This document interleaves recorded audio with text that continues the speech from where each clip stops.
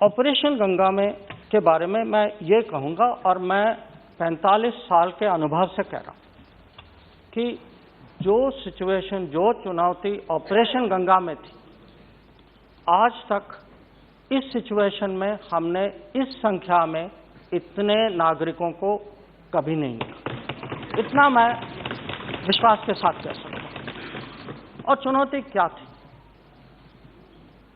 Speaker महोदय, आपको याद होगा कि 2015 में हमने ऑपरेशन राहत चलाया था यमन में। उस समय यमन में लड़ाई हो रही थी, पर प्रधानमंत्री ने सऊदी अरेबिया के राजा को फोन करके उनसे एक युद्ध विराम कराया ताकि हमारे प्लेन जाकर हमारे नागरिकों को वापस ले आए। इस समय लड़ाई जारी थी, युद्ध विराम करवाना बहुत मुश्किल था। अंत में हुआ, 2 शहरों में हुआ ताकि हम अपने लोगों को निकाल पाए, पर ओवरऑल नहीं था।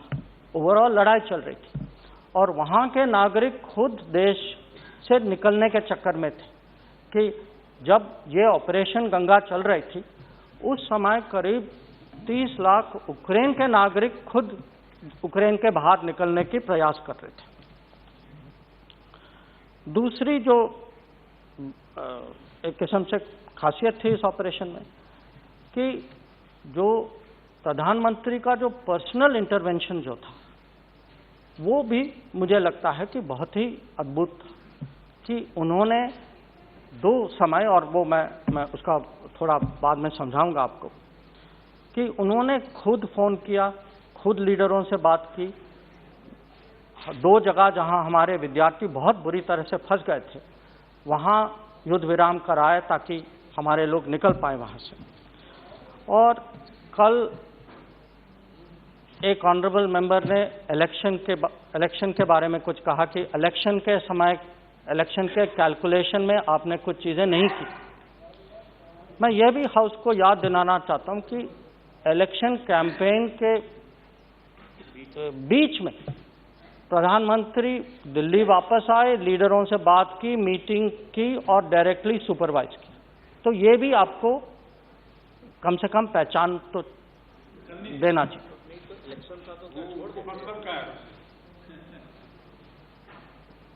अब इसमें जो है दो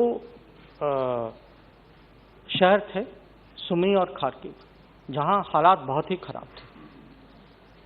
खार्किव में शेलिंग हो रही थी। वहां आप जानते हैं कि हमारे एक विद्यार्थी जो नवीन जो है, उनकी मृत्यु वहां हुई। और सुमी में फायरिंग हो रही थी दोनों यूक्रेनियन और रशियंस के बीच में। दोनों जगह खार्किव में एक हमारे ही मेंबर ने यहां पूछा कल कि प्रधानमंत्री के बात करने का प्रभाव पता नहीं क्या था। मैं उनको ये बता सकता हूं कि मैं उस कमरे में था, उनके साथ था उस समय, जब उन्होंने खार्किव में पुतिन साहब के साथ जो मुद्दा उठाया और कहा कि हमारे स्टूडेंट्स हैं वो डेंजर में हैं, फायरिंग हो रही है।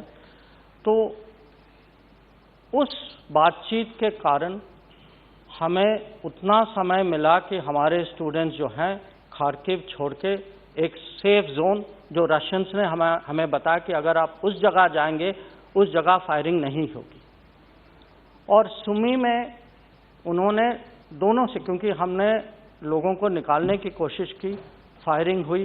एक टाइम तो स्टूडेंट बस में बैठ भी गए थे, हम निकलने वाले थे और फायरिंग फिर से शुरू। तो उन्होंने दोनों प्रेसिडेंटों से बात की, और क्योंकि दोनों लोग कह रहे थे कि फायरिंग दूसरा देश कर रहा है, और दोनों को समझाया कि हमें इस समय से इस समय अगर आप अपनी फौज को बताएं कि आप फायरिंग ना करें।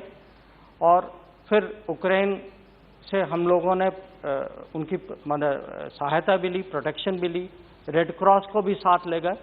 और उसी के कारण जो आखिर का जो इवैक्यूएशन, सुमी का जो इवैक्यूएशन जो था, ऐसे ही हुआ।